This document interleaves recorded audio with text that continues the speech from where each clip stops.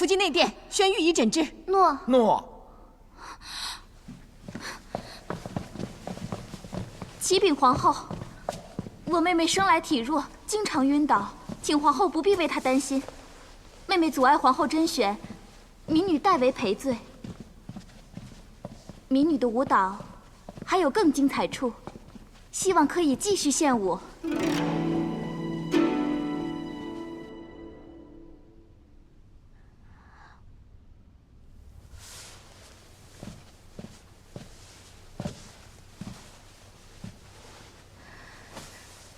喝了热汤，觉得好点了吗？免礼。御医方才说你气血有损而昏厥，需要医量用膳，稍加补肾。可是，你为何如此虚弱？回皇后，民女王燕来自洛阳穷乡，自小贫寒，难得皇上采选不论贫富，民女和姐姐才有机会选拔。你姐姐？民女的姐姐王桑，刚才她是不是跳得很好？可你们既是一家人，衣食住行应该同等共享，何以她神采飞扬，矫健灵巧，你却弱不禁风，气若游丝？姐姐自小就才貌双全，她什么都一看就懂，比起我愚笨胆小强多了。这次采选，父亲和母亲将所有的希望都寄托在姐姐身上。我也希望她能入选，但我没什么能帮她，只能把自己的膳食都分些给姐姐，让她有力气，能自在跳舞。为了让她入选，你就饿坏自己？只要姐姐能入选，我们一家人就再也不用过苦日子了，弟弟也可以求学修业了。你为了家人牺牲这么多，不觉得委屈吗？怎么会委屈呢？能进京入皇宫，见到皇后的仪容风采，民女已经很有福分了。若姐姐能顺利入选，更是圆了家人最大的心愿。皇后，刚才民女是不是在姐姐跳得最精彩的时候打断了？求皇后不要因为我的失礼而断了姐姐的机会，求皇后再看姐姐跳一次舞吧。你放心吧，所有良家子都有表现的机会。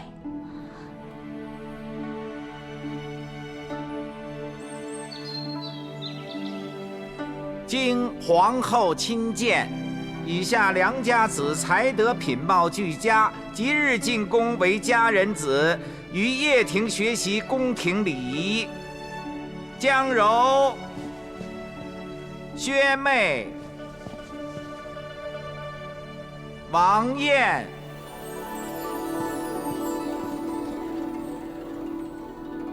以及杨素芳诸家人子上前谢恩。谢皇后。诸位妹妹，快起来吧。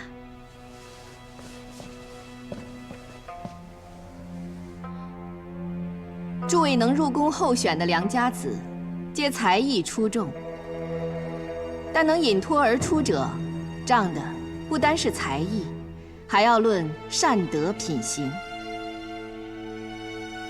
你们当中，有人可以为家人而受饥忍苦，也有人为了得胜而忘亲。如何取舍，本宫自有计较。愿意舍己为人，不论得失，不贪图自身利益的人，入宫之后，才能与后宫姐妹互爱共处，为天下做典范，也为汉室养育体恤百姓的子孙。愿诸位殷勤事君，和睦互爱，为我大汉绵延子嗣，天福天喜。谨遵皇后教诲。未能入选者也不必难过，当中缘由各有不同，有错则改，无错也该明白时事不由人，以后安守本分就好。家人子进宫，落选者即日离宫。奴婢告退。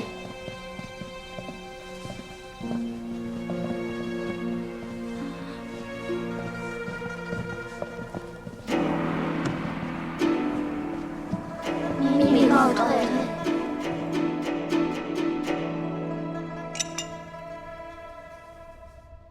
子夫真是心细，知道朕近日喉咙不适，特为朕准备这润肺止咳的果品。陛下日日移驾交房殿，臣妾才可一表心意。可患是新进宫的家人子们，连陛下的咳声也未听过呢。昨日答应10亿来查看他的功课，朕怎能对自己的女儿失信呢？陛下想看的功课在此。好，让朕看看10亿的字可有长进。是责碑，看来这是你给朕的功课吧？必责之碑，有仆与何？有美一人，商如之何？责碑这篇诗，多像那些新入宫妹妹们的心声，她们日夜等待的，就是陛下。天下男子想谋夺朕的江山，天下女子想拥有朕的心，唯独子夫，朕心向你，你却将朕往外推。作为女子，子夫当然希望与夫君互相扶持，朴实绵长，男耕女织，同饮共食，琴瑟在御，莫不静好。你我以外，就别无旁支。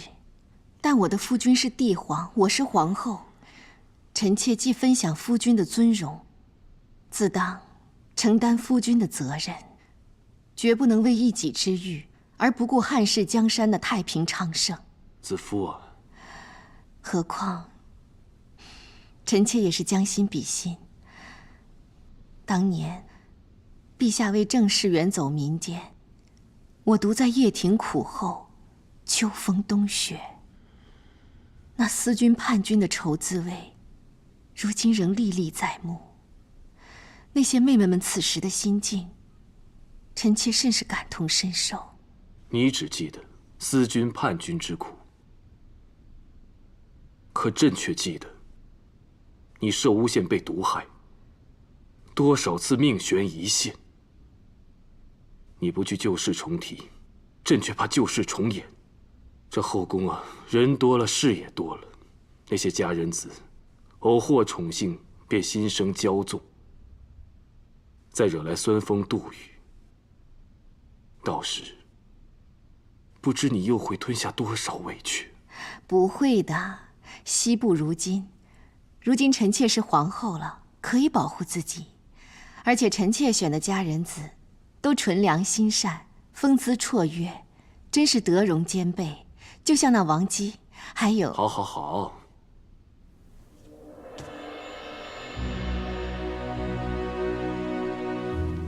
朕依你就是了。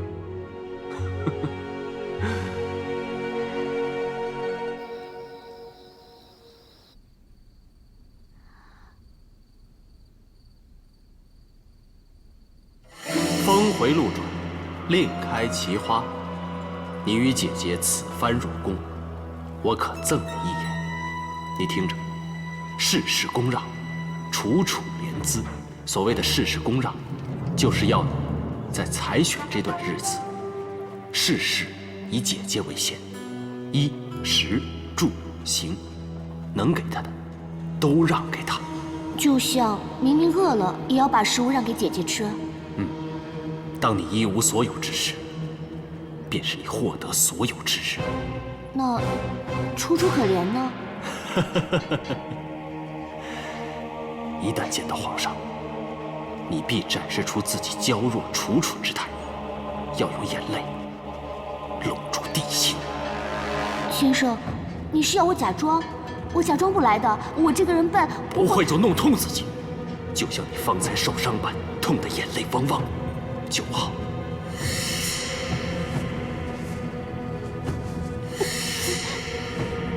皇上驾到！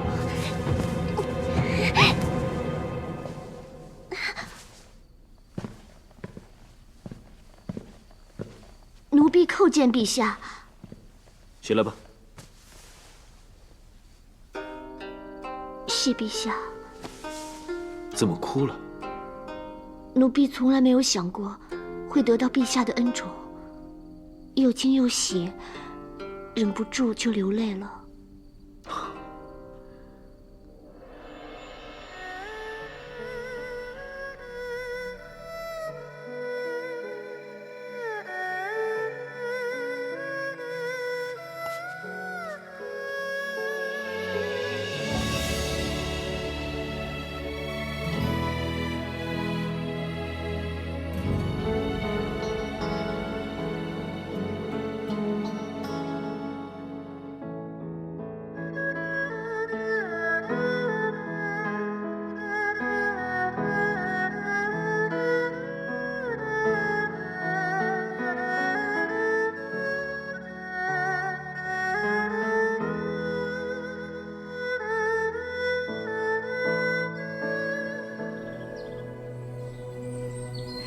这是我妹妹，还有我的一点小小心意。袁叔，谢过二位厚礼。看来，你妹妹受皇上的恩宠甚隆了。以妹妹的平庸鲁钝，那也是多亏高人的指点。我早知道也向高人请教了，让我和妹妹一起。哎，莫无大事。命途际遇，性格使然，不可强求。若逆势而行，小心两败俱伤。以你这好胜好斗、嚣张外露的性情，必然招妒。后宫根本就不是你的立足之地。你保得住妹妹一直得宠，你王氏一族就能长久富贵。否则，明白了。那我以后就给妹妹当个信差，尽力协助她就好了。不知道高人这次又有什么妙计让我带回去给妹妹呢？对众人都恭让如昔，继续鲁钝怕事就好。放心，妹妹本性就如此的。那小女子就先走了。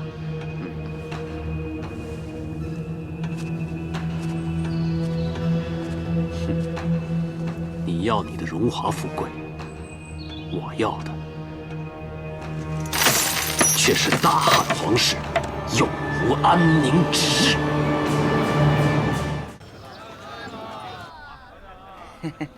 这个好，哎，我要定啊，你那客人出什么价钱，我出双倍，这个双倍我也不会让出来。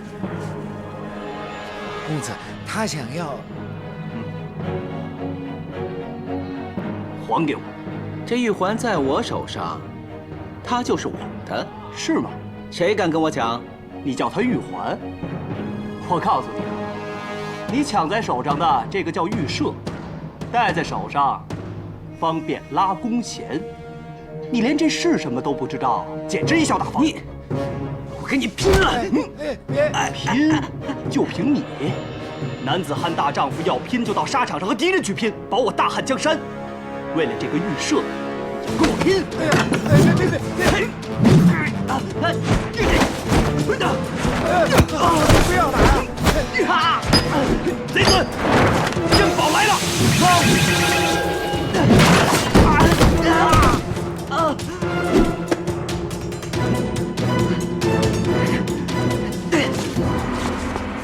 你给我等着！王府绝对不是好惹的！我霍去病等着你。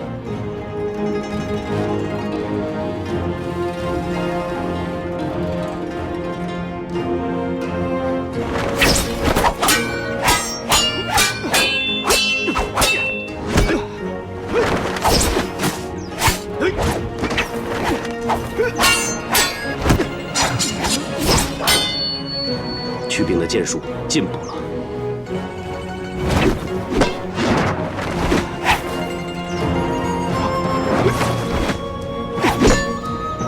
好，谢陛下赐军。陛下别再夸他了，你看，他在你面前越来越爱炫耀。这不正好？朕就是要看看，他能有多少花样？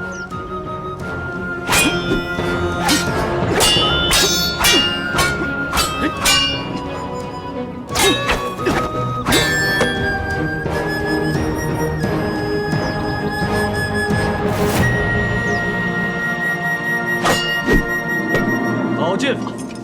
臣参见陛下、皇后。免礼了。祛病，功夫又长进了。祛病只有勤学苦练，有朝一日才能追上师傅的师傅，段叔叔。你连你舅父都打不过，还要胜你段叔叔？那就待舅父凯旋归来，我先与他比上3个回合，然后赢了，再与段叔叔比剑。有志气，大汉多能人，且新人辈出，真是我汉室之福。陛下圣鉴，祛病的确是可造之才，小小年纪就跟着卫青学射箭，人还没有功高呢。他呀，就是恃着自己天生神力，当年日夜练功，手指筋骨都差点拉断。这才叫凌云壮志，气魄非凡。陛下，启禀陛下，王姬带其弟王福在配殿求见。来得正好。祛病，你与王福年纪相若，正好结为知交。我已与他结仇，我们交过手。交过手？那你的意思是，切磋过身手了？也算不上是切磋，他根本就比不过我一招半式。你是说你打了他？姨母，我并非无端生事。早前我特意选了只玉舍，欲待舅父凯旋做贺礼相赠，谁知那王福蛮横无理，竟抢我玉舍。我只是对他略施小惩。他受伤了？他受伤也是活该。霍去病，他抢我玉舍本就不该，还想出手伤人。我踢个玉璧去阻止他拿玉舍，他就吓得自己绊倒自己，撞破了头。那他伤得严重吗？若与我平日习武练剑的损伤相比，根本算不了什么，死不了。那就是说，颇为严重了。我平时是怎么教导你的？要和乐一家，你本该以家人相待，可你呢，却出手伤人。看来王福是拉着他姐姐来向陛下讨公道了。陛下，是臣妾管教无方，让霍去病在外鲁莽伤人，有失礼教，损及后宫和乐，请陛下降罪。姨母何罪之有？一人做事一人当。陛下，要罚就罚我吧。若要罚，王福强抢他人财物，罪同劫犯；而王姬同样是教体无方，罪在纵容。朕就看这公道，谁敢来向朕讨？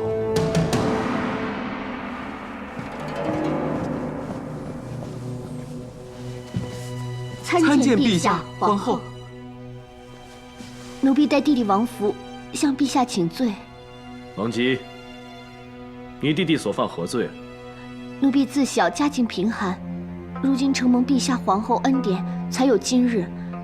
怎知弟弟不知感恩，却得意忘形，为了自己能体面入宫，竟当众争抢玉器，招摇生事。是这样吗，王福？是，陛下，小人因为第一次面圣，怕在陛下面前失礼，招人取笑，所以，王福知错了，求陛下处罚。是奴婢对弟弟疏于管教，愧对陛下、皇后厚爱，辜负了皇后日夜提醒、和睦一家的心愿。奴婢愿与弟弟一同受罚，还请陛下降罪。陛下，王姬谦逊大度，竟将弟弟押解殿上，诚心可见。祛病虽说有理，但失于宽宏，错手伤人亦是不该。陛下若要罚王姬，臣妾意愿。皇后不用请罪了。霍去病，你姨母说你失于宽宏，你知错没有？祛病知错了。那就好。王福与祛病虽年轻气盛，却都已知错，还是孺子可教，将来都是我大汉可造之才。朕都恕免其罪。谢陛下恕罪。谢陛下。你们两个不打不相识，由今日起，就算是朋友了。祛病，还不去给王福松绑？诺。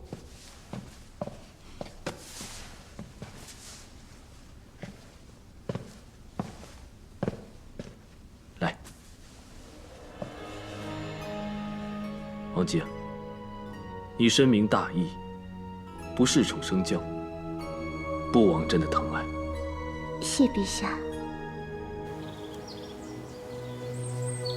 幸好弟弟入宫前，我先请教了你，才让弟弟免去了责罚。何止免责，我这一招足令你妹妹在皇上面前立了谦虚和仁德的好名声。宫里也有人说，妹妹仁德，不逊的皇后。你要记住，在皇上面前，越谦卑，才能越得势。你来此处时，沿途应见长安城里百姓奔走相告，都为了那卫青打胜仗而高兴吧？卫青大胜，皇后得势。如今这局面就如同下棋，敌进我退，退2步，有时却等同进1大步。以退为进，那何时才能进？你妹妹已经进了1大步了。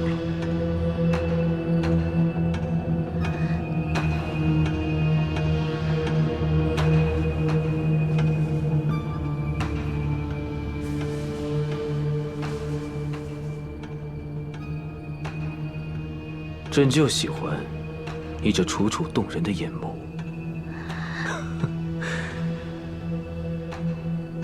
朕更喜欢你谦让纯良的心。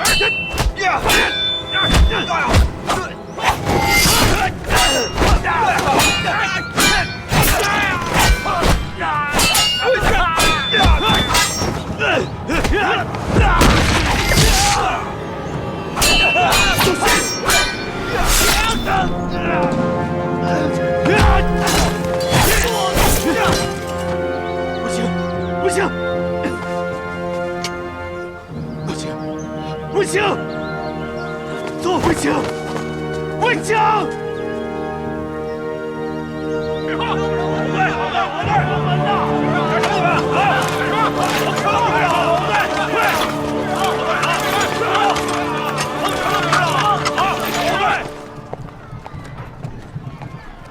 我们回到汝阴，先在我城郊的山房小住，天天赏花，看看日出日落，观星月云雾。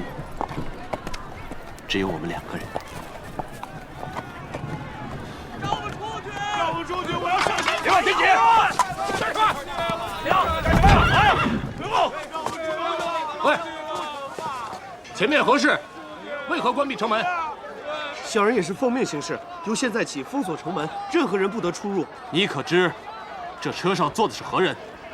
堂堂汝阴侯与平阳公主，你也敢阻拦？你是奉谁的命？奉皇上的命。自从做了皇上身边的侍中，果然不同。公主，皇上可有说过，连他的姐姐也不能出城吗？到底发生了什么大事？还请公主恕罪。臣实在不能为公主和君侯开门，因为大将军刚刚被刺客行刺。皇上有旨，闭门封城，捉拿刺客，任何人都不得出城。如有违令者，斩。所以大将军伤势如何？请恕臣不便多言。公主还是请回吧。不要推搪，快说！大将军伤势如何？有无性命之忧？大将军遇刺，关乎国事，皇上有旨，任何人都不得泄露消息，否则罪同叛国论处，还望公主见谅。如此劳师动众，看来伤得应该不轻。去大将军府，听到没有？我说去大将军府。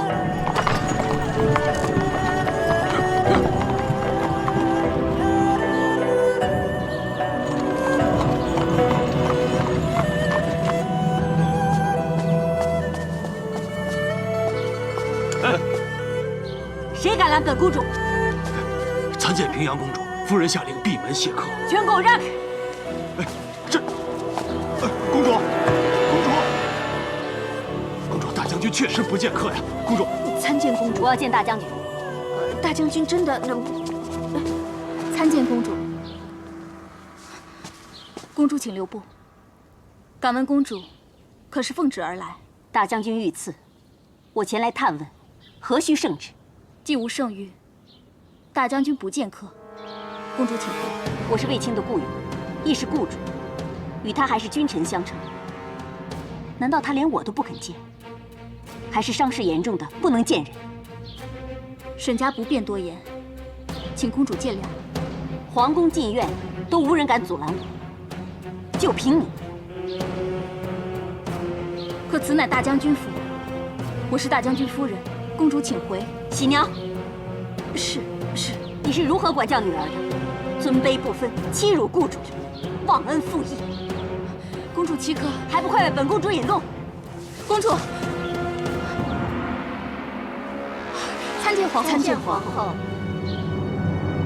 冲动无助于卫青，公主请自重。相信公主与我一样，都非常担心卫青伤势，但请公主稍安勿躁。嘉儿，卫青现在伤势如何？回皇后，大将军情况不可外泄。我是皇上的亲姐姐，并非外人。难道连生死都不能说吗？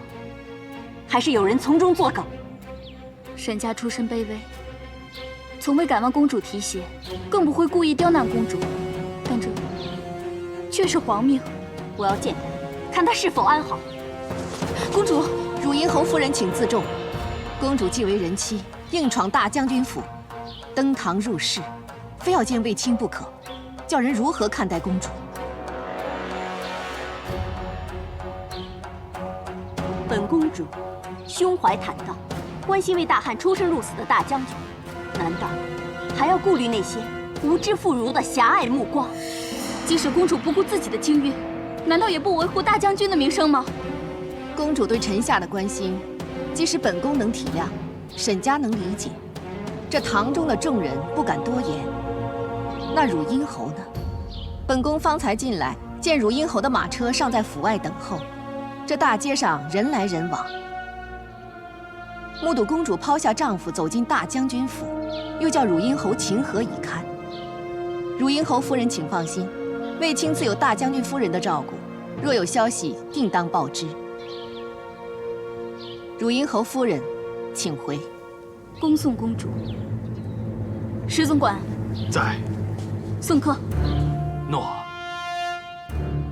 有请夫人，代为问候大将军。打扰了。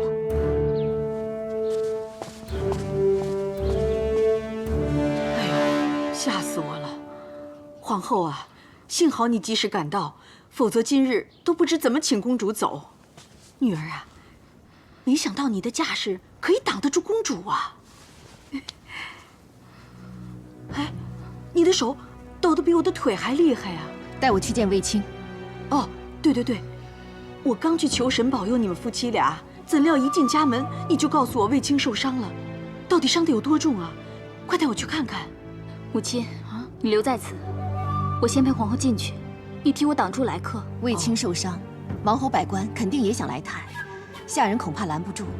喜娘，你是太夫人，皇后放心，女儿放心。虽然公主我挡不住，但是其他人，只要有我喜娘在，谁也休想踏进大将军府。你们也在此等候。诺。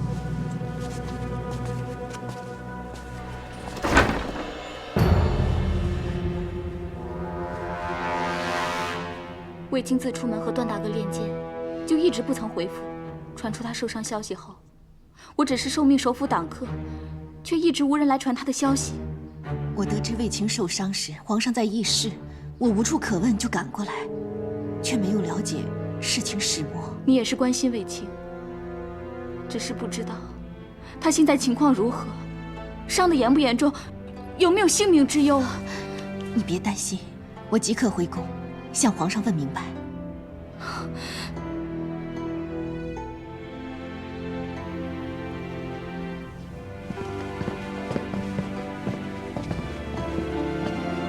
陛下放心，臣都安排妥当。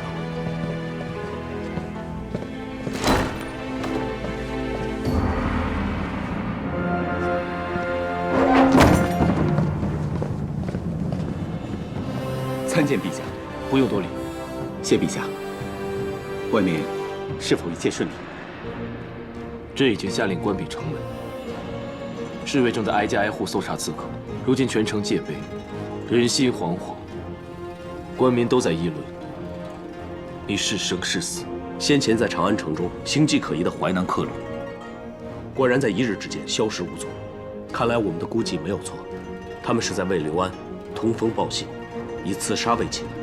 想必他们如今已经逃回淮南，争相报密。只要他们的目标不是陛下，臣就安心了。刘安这是老狐狸，不敢刺杀朕，就谋害我们的甘城大将。他若是得逞，下一步恐怕就是挥军长安了。幸亏陛下英明，早料到边疆战事刚过，我军两手兵乏，刘安必定会趁危偷袭我们，提前布置了守城防兵，才能发现那些淮南客旅。也要你们故意放出卫青单独到城郊的消息，才能有机会引出刺客。其实朕知道你们二人准备以身诱敌，也不无担忧。毕竟敌暗我明，你们又以寡敌众，万一有什么闪失，谢陛下为臣劳心。此计虽然会有风险，但我们也是早有防备。其实，风过留痕，雁过留声，他们的一举一动，早在臣等鼓掌之中。何况臣早就以甲护身，即使故意被擒，因刺客攻击，也会安然无恙。而且在刺客发现我有护甲时，还有段大哥会杀了他。我是怕他露出诧异之色，会被逃走的其他刺客发现。那些刺客味觉不妥，不知我们故意放生他们，更不知我以假解蒙混，见任务已了，便慌忙逃逸。不行！但我还是抱住卫青，高呼其名。卫青！相信那刺客已将我受伤的喜讯带给刘安了。刘安以为可以刺杀我军主帅，乱我军心，朕就将计就计，来个瓮中捉鳖。陛下，臣已在淮南通往长安的险要之道布置了新兵。一旦段大哥带来刘安起兵的消息，臣就领兵伏击，以少胜多，以逸待劳。有了你们的周全计划，朕就放心了。只是委屈你，暂住这密室中，为朕筹谋。只要陛下有用得到臣的地方，臣万死不辞。要向你的家人隐瞒，让他们担心了。但此事重大，越少人知道越安全。除了此处的这3人，不能向任何人透露。诺，可陛下，皇后与卫青素来姐弟情深，皇后知道卫青遇刺伤重，必心急如焚。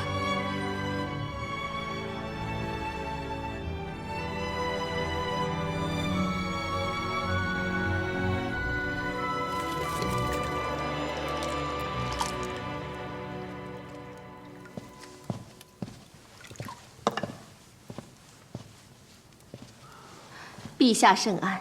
免礼。来，皇后过来陪朕喝酒。诺。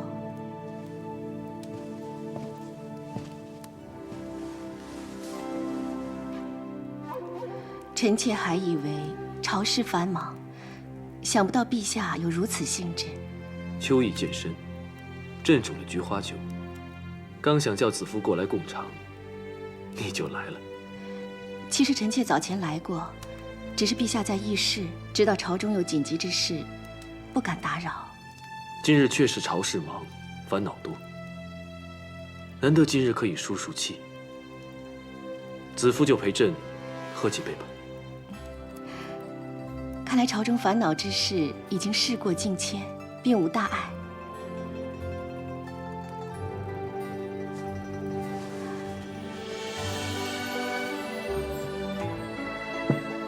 酒味如何？菊香四溢，沁人心脾。果然是好。酿造美酒，讲究稻粱制优，酿取得时，吹煮洁净，还要水泉香醇，器皿精良，火候恰当，这几样缺一不可。可朕认为，这6物之外，尚有一点，就是安心静候。6物具备，就要将之封存，静待酝酿成酒。若执意在中途解封揭盖，那就会泄了酒香，坏了美事。既然陛下不欲接这酒中奥秘，却任由外间风言物语迭起，相信必有深意。酿酒繁琐复杂，但愿朕的子夫不用操心，只要心安意舒，静待好酒酿成，与朕一起品尝其中意趣。臣妾先谢陛下赐酒。既然陛下想听风赏物，臣妾也盼尽一份力。就让臣妾率领后宫众人素服斋戒，出城到高祖庙祭告，以助那风急雾浓，愿美酒早成。不愧是朕的子夫。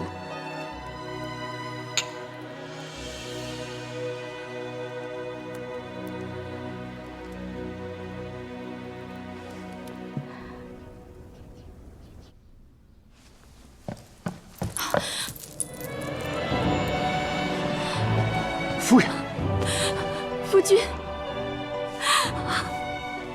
见到你真是太好了。虽然姐姐叫我不用担心，安心在府中当客，可是一天没有见到你，我的心就是放不下。放心吧，我们现在不就是相见了吗？其实我也对你放心不下。别哭，啊，别哭了。这次还好有姐姐说情，才能让你我见这一面。其实姐姐早就猜到，你和皇上是故意散播消息，她就带着嫔妃出城祭祖，让长安城内外都以为你危在旦夕。这次真要多谢谢姐姐，但更要感谢你。这段时间里，既要照顾家里老小，又要为我挡客。只要夫君安好，做什么佳儿都愿意。我知道，公主曾经到大将军府，公主恃强，你又一直视她为恩人，与她相持，受委屈了吧？公主与夫君交情深厚，得知夫君重伤，她必定焦急，却又不得见，难免担忧。幸好有姐姐及时出现，帮我解围。与佳儿成婚后，每次我陷入危机，紧要关头，我想的不是别人，正是我的姐姐，我的3个孩子，还有可以把秘密、性命都交托的我至亲的妻子。听到夫君这番话，佳儿很开心。只盼望夫君以后能够诸事不相瞒，只盼着片刻的相依能够永远就好了。真希望我可以早日平定内忧外患，一家团聚。既然是生死之亲，我一定会照顾好家里。等夫君回来，只要夫君能够平平安安，就算折佳儿的寿。你不要这么说，我们一定会白头偕老的。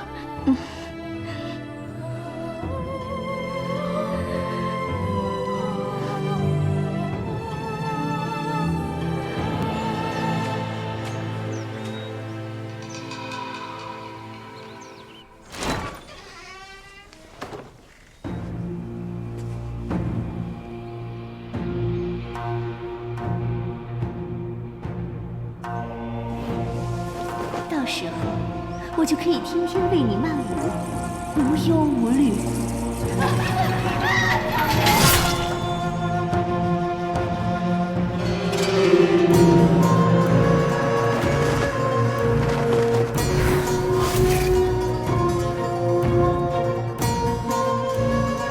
你闹够了没有？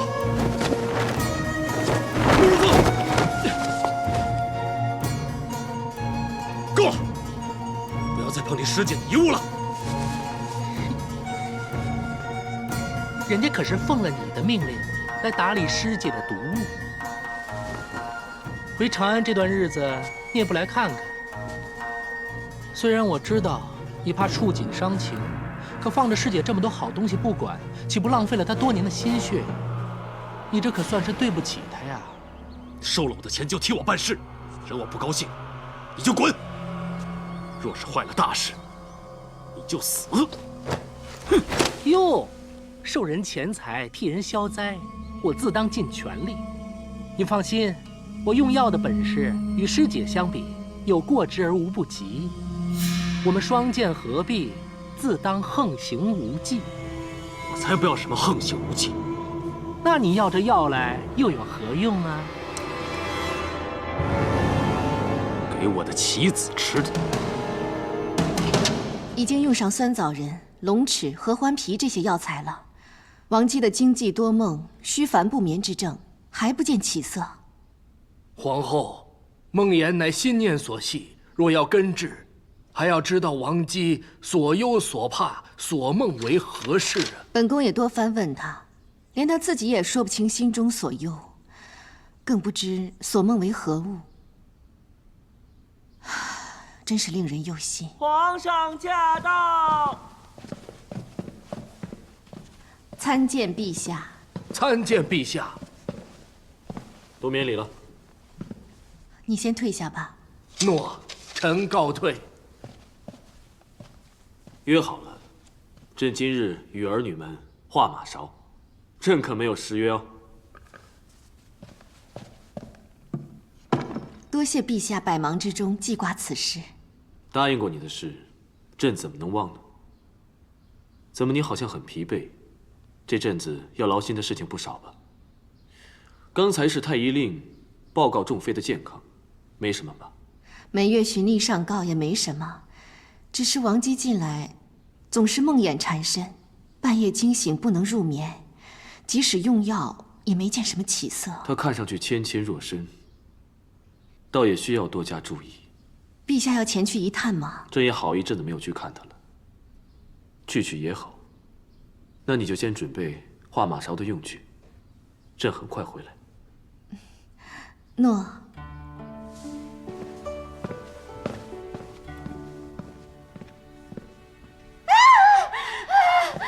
王姬，你怎么了？皇上驾到！王姬，陛下，你怎么了？陛下，你终于来看奴婢了。如果你再不来，可能就见不到奴婢了。这是什么傻话？奴婢让妖魔缠上了，怕过不了几日奴婢就要命丧黄泉了。朕是天子，这里是朕的皇宫，什么妖魔鬼怪都要退避。别怕啊，朕来了，朕保护你。谢陛下。告诉朕，你到底梦见什么了？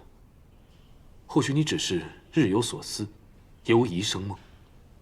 说出来，朕为你分解。奴婢实在不知为何，这阵子一睡觉，便梦见有一只怪兽一直追赶着自己。什么怪兽？怪兽又壮又大，奴婢从来都没见过，实在是说不出来。那你就试着描绘出来，给朕看，朕替你琢磨处置。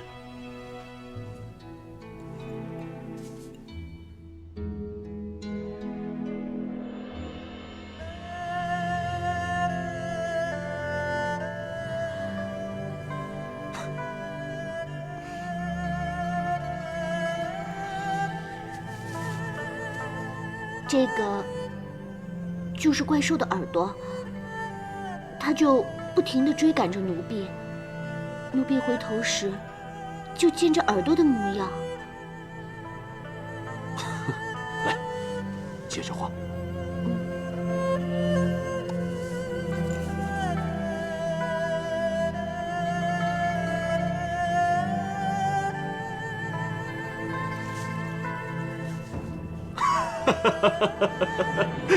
陛下，取笑奴婢。朕不是笑你，朕是开心。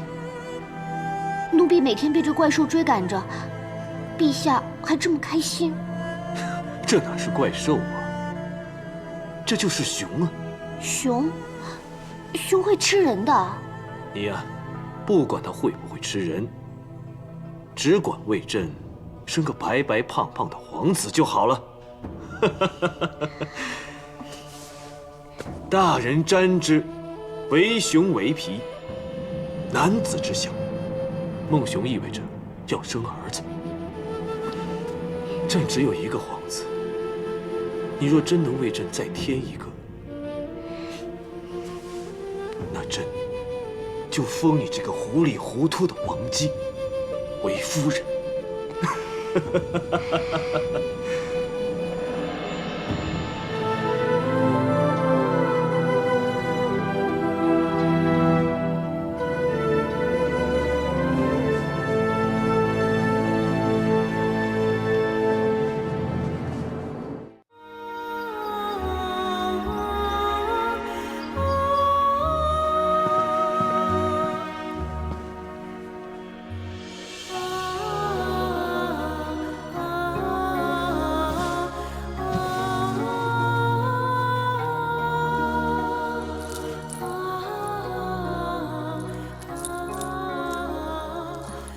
陛下，昨晚等了朕很久了，是朕失约了。后宫姐妹众多，陛下不能总留连臣妾这里，雨露均沾，也是臣妾一直所期盼的。如果有眼泪，可以让朕看见；如果有委屈，可以向朕倾诉。臣妾并无委屈。陛下不来，自有陛下的原因。臣妾也好自娱自处，清闲静心。这马勺应是你由心而作，用色暗沉，心中也一定是暗沉无功。你是朕的妻子，你若难过，不让朕知，让谁知？今日种种，臣妾请陛下裁选时早已料到。皇后的责任，延绵后嗣的期盼，对其他嫔妃的感同身受，也一直不曾忘记。可原来，道理再明，气度再好，也抑制不了心中酸意。但朕作为你的夫君，朕倒喜欢看着你为朕吃醋。你要记住，不管今后如何，你在朕心中的地位永远不变。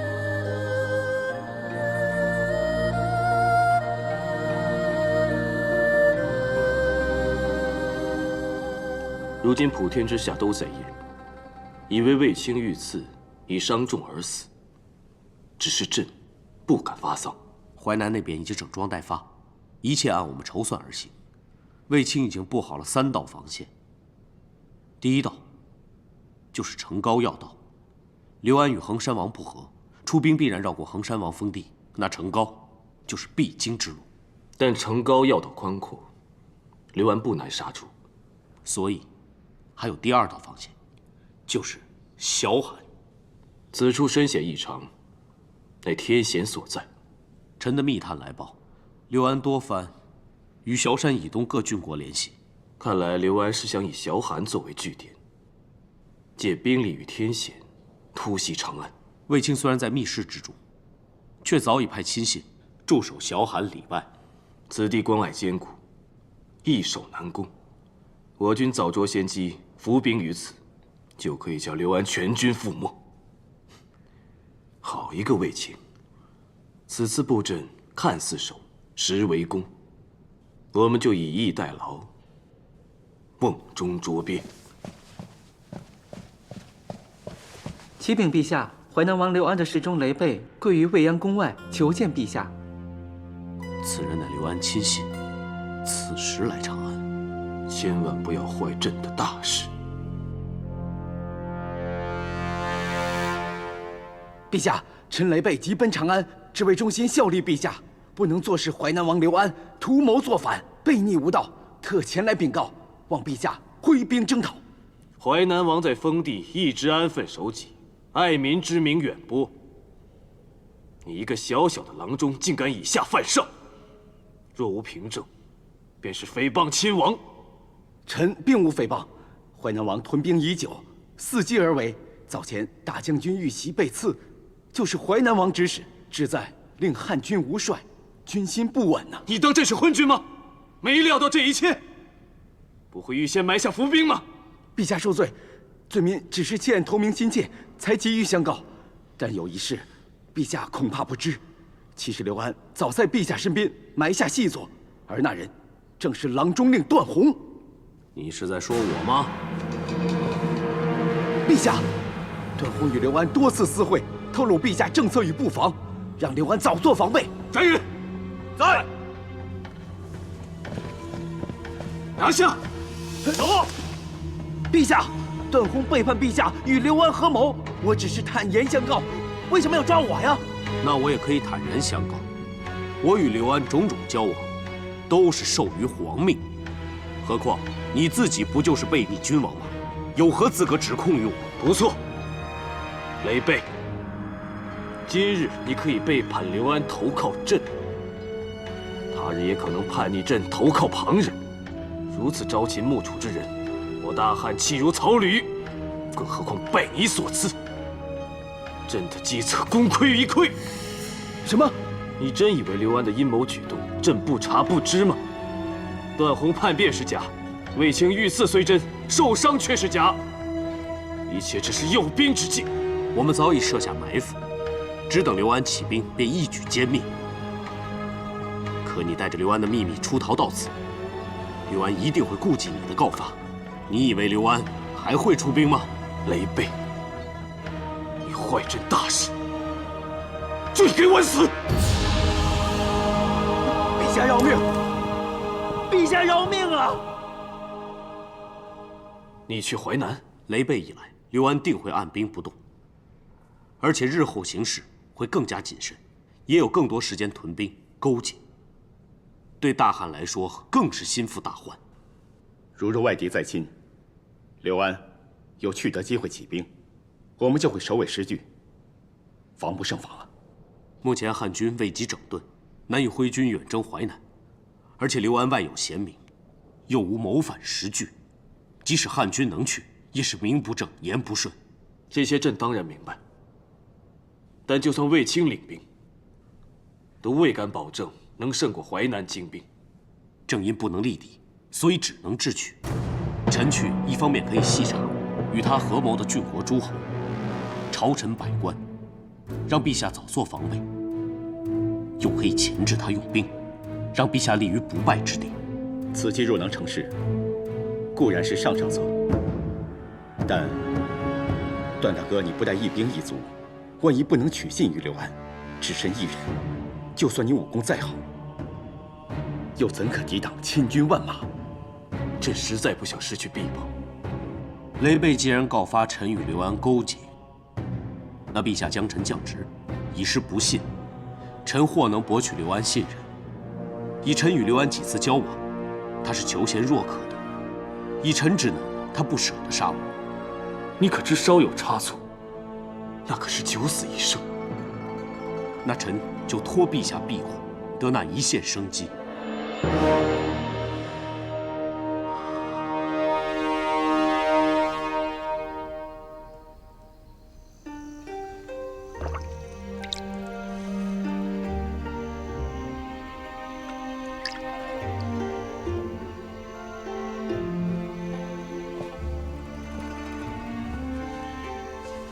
参见皇后。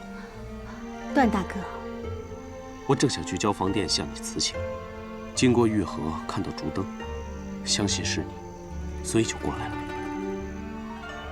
我正是在为段大哥放灯祈福。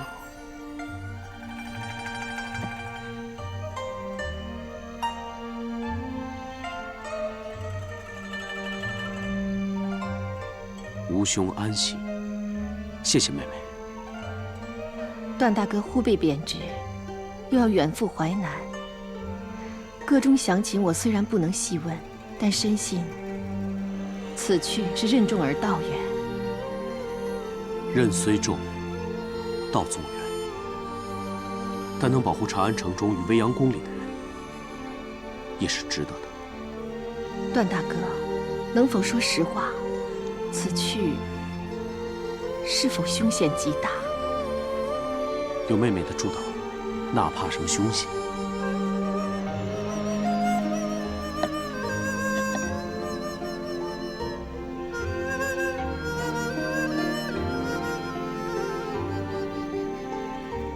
盼父盼归，这是我唯一的心愿。若能遂愿，我也别无他求。段大哥，段大叔的事，子夫定会继续留心，派人继续寻找。但段大哥必须要平安归来，才能父子团聚。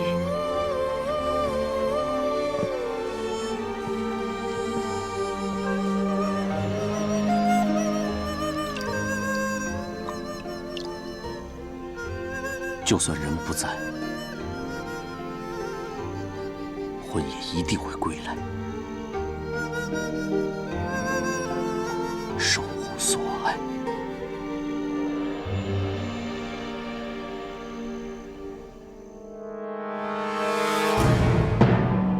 传天朝特使中尉段宏觐见。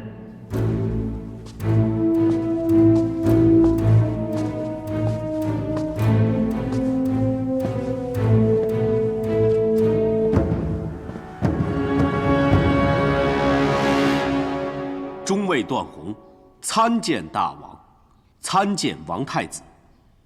段大人此次前来，非为寻父，也非为叙旧吧？回大王，段宏这次是以特使身份而来。特使？雷贝那叛将向皇上污蔑本王，你是受命来夺我封地、诛我一族的，是不是？段宏是来查证一切，而不是要妄作定论。我无意谋反。是被奸人陷害，你信不信？我信不信并不重要，大王重视的该是我如何回禀。哼，难道你会说淮南忠诚吗？皇上会信吗？所以我并不打算回长安上报。你是说，你是来投诚的？不错。恐怕你是假意示好，实为探我虚实吧？好。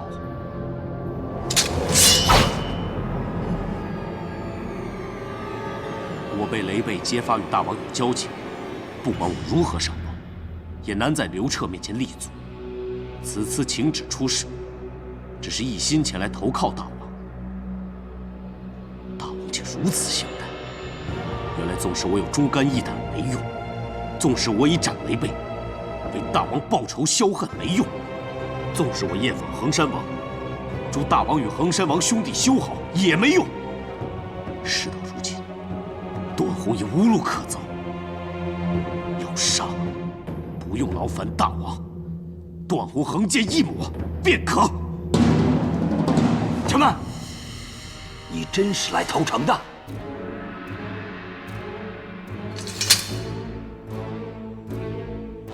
其实刘彻早就猜忌我，卫青又越来越霸道欺压我，即使没有雷贝告发，我也早想投奔大王。哼，你为活命当然说得好听了，但你可是自荐来调查我们，说不定今日走了，回去就向皇帝请功了。我若不自荐，能逃出长安，投奔新主吗？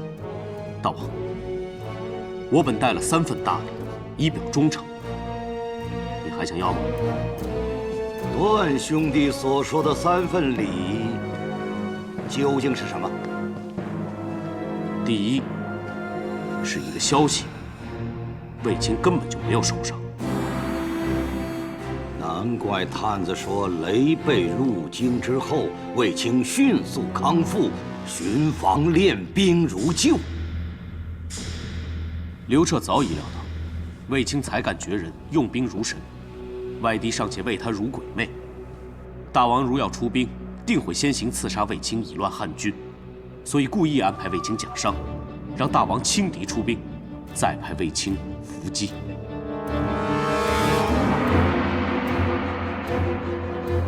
所以雷贝叛变，刘彻估计我不会发兵，卫青也不用再办受伤。你竟然拿这个消息做人情！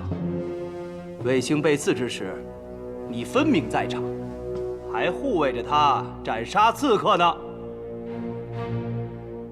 正因刘彻不信我，特让卫青在我面前演戏装死，我以命相护，他却暗穿护甲，根本就不会有事。他们军神同样狡诈，亏我当他们是兄弟。相比之下，大王更显仁德风尚，明君典范。刘彻这个小人，本来就是刻薄寡恩。若说仁德，寡人比得上。哼，刘彻也知道我们不会发兵，所以你这份礼对淮南全无好处。好，我还有第2份礼。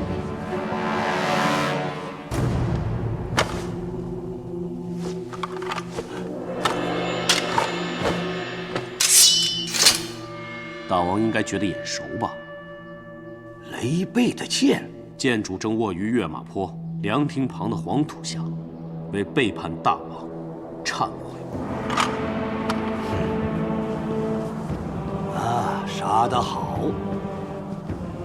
我养兵1000日，又定好黄道吉日，全因为这该死的雷贝，都要推倒重来。你确实替我泄了心头之恨。可是一个人死，对于我而言，最多是解一时之气，意义不是很大呀。看来大王最急于知道的，应该是关于大王亲弟衡山王的礼物吧？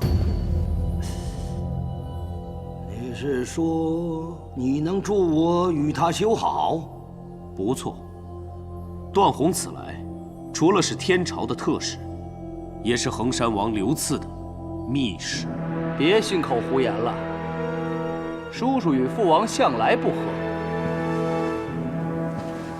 兄弟系于墙，外遇其侮。大王一直小心谨慎，迟迟不起兵，不就是怕衡山王黄雀在后吗？其实衡山王的心思与大王一样，他怕大王侵其国土，惶恐难安。那如今，他对寡人的怨怼恐惧已消除了？早就消弭殆尽了。而且我已说服他与大王合作，只要大王批准，我立刻安排衡山王与大王密会。荒谬！区区一个段宏，无才无势，凭什么让他听信于你？寡人也好奇，你到底用何方法来化解本王与弟弟的积怨呢？大王与衡山王兄弟失和，实为心病，奇珍异宝当然治不了。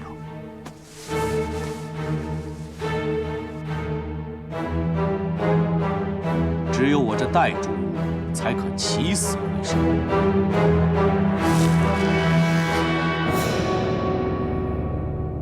素足以令大王兄弟重归于好，结盟得天下的义斗素。